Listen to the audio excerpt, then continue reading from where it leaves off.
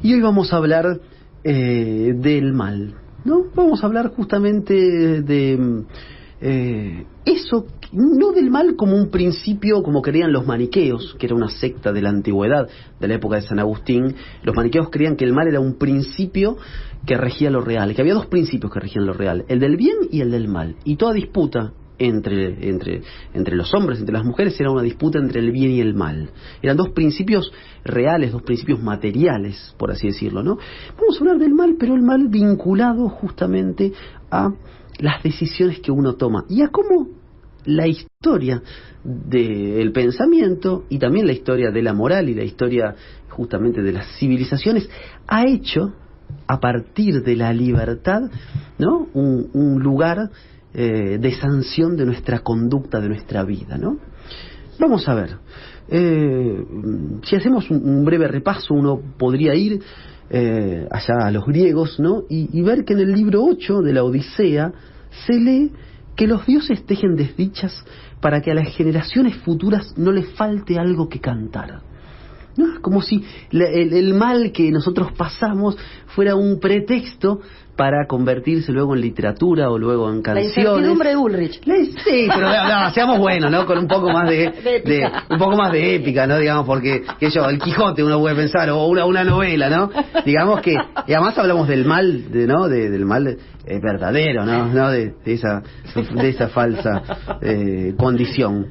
30 siglos más tarde, Mallarmé va a afirmar justamente que el mundo existe para llegar a un libro, ¿no? Pareciera ser que hay una cierta justificación de las desdichas de la humanidad, ¿no? Una cierta justificación que en rigor es el motor o uno de los motores de la filosofía, ¿no? Es decir, nos pasan cosas, intentamos de encontrar los motivos, las razones de esos males que nos pasan, ¿no? Y tratamos de ponerle nombres a eso que nos pasa, ¿no? Y fíjate, Úrsula, que si uno va al comienzo del pensamiento occidental, si uno va a Grecia, ¿no? En Grecia aparece justamente, antes de la aparición de la filosofía, antes de la aparición del pensamiento racional, del pensamiento lineal, aparece justamente un mundo en donde hay caos, en donde hay violencia, en donde uno podría decir que hay una suerte de gran orgía, ¿no?, con incesto, con unos dioses terriblemente crueles, ¿no?, con lo peor de la humanidad, etcétera. Y luego el pensamiento, a partir justamente del surgimiento de la filosofía, va a empezar a organizar ese caos a partir de justificaciones que tendrán que ver con la razón, ¿no? Y justamente me quería empezar a detener en este punto, ¿no? Porque nuestra tradición es justamente la del pensamiento occidental, pero va unida a una tradición que es la tradición del pensamiento judeocristiano, ¿no? Entonces uno podría decir, ¿no?, que esos dos pilares de Occidente son, por un lado, la razón griega, el silogismo aristotélico, y por otro lado, ¿no?, la fe judeocristiana, ¿no?, esos grandes valores, ¿no? Y entonces me quería detener allí, ¿por qué? Porque en esa tradición judeocristiana, ¿no?, aparece un mito que es el mito del pecado original, ¿no? Y ese mito del pecado original es el que comienza a colocar de un lado lo que supuestamente está bien y del otro lado lo que supuestamente está mal. Y lo que nos puso a las mujeres en un lugar de mierda. Por eso, ahí quería llegar. Decir la cosa como la manzana. Ahí quería llegar. Vos fíjate que aparecen muchos elementos allí. Uno aparece justamente la sabiduría, ¿no? El árbol de la sabiduría, y aparece la prohibición. Alguien le dice, ¿no?, mira, vos acá probá todo, pero no pruebes eso. No sabiduría. Exactamente, no pruebes la sabiduría. Y entonces, además, hay justamente una figura que es una figura femenina, que es la que tienta, justamente la que tiene la condición de tentar, la condición justamente de mostrarnos el límite y decirnos, no, ¿por qué no vamos hacia ese lugar?, ¿no? Y es muy interesante esto, ¿por qué? Porque en ese mito aparece, de un lado, el bien, y el bien es lo puro, y el bien es lo impoluto, y el bien es la no violación del límite, y del otro lado aparece justamente el mal como aquellos que quieren correr límites, ¿no? O aquellas que quieren correr límites. O ganar derechos, se podría decir. O ganar derechos, exactamente. Hoy diríamos ganar derechos, ¿no? Y fíjate, ese mito fundacional, o que es uno de los grandes mitos fundacionales de Occidente, nos enfrenta a la esencia última de lo humano, la libertad. Y en este contexto, ¿qué es la libertad? La libertad es poder elegir. Es decir, saber cuál es el límite, pero poder elegir, ¿no? Y enfrentarse con consecuencias, enfrentarse con las propias decisiones. Pero te suena en el día de hoy, ¿no? El poder elegir, ¿no? Y en este sentido, justamente, aparece la libertad vinculada ¿a qué? Aparece la libertad vinculada a, como Hegel dirá, ¿no? A la conciencia de la necesidad. Es decir, no es una libertad burguesa, una libertad de decir, bueno, voy a elegir algo que me ofrece el mercado. No, Hegel dice, la libertad es la conciencia de la necesidad. ¿Qué quiere decir esto? Que lo necesario es lo que no puede sino darse de una forma. Es decir, es necesario que yo respire para que esté vivo. Es contingente que yo sea más gordo, más flaco, que yo esté más alto o sea más bajo, etcétera. Ahora, lo que es necesario es eso que no puede sino darse de una forma, ¿no? Y sin embargo hay libertad, aún allí. Es decir, la necesidad, como decía Aristóteles, envuelve la idea de algo inevitable.